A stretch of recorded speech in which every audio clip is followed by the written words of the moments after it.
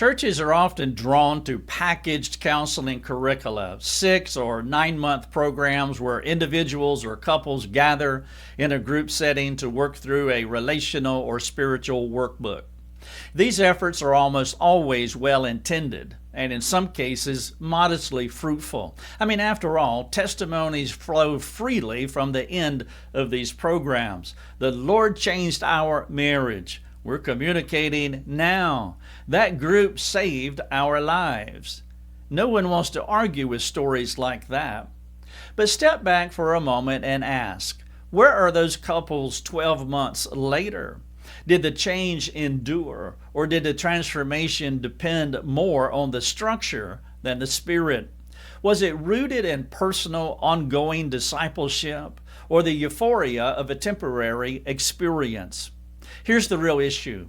Many churches lean on these group programs not because they're the most biblical option, but because they're the only option they can think that they can manage.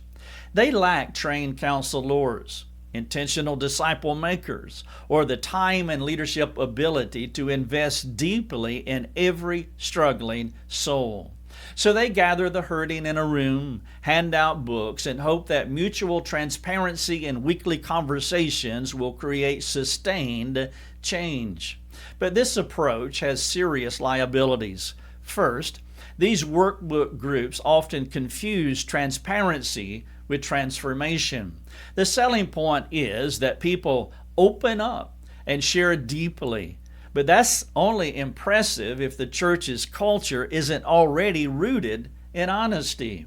If your church's normal body life isn't marked by confession, accountability, and grace-centered care, then a workbook group becomes a temporary subculture, often emotional, rarely enduring. Second, the leaders of these groups are usually facilitators, not trained disciple makers. They follow a script.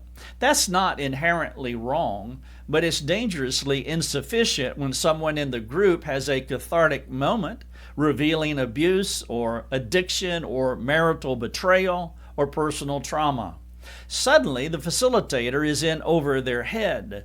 And if the group isn't trained to respond biblically, then what happens next is either spiritual bypassing, just trust God and move on, or subtle slander, my husband has never loved me like Christ, and now everyone in the group knows.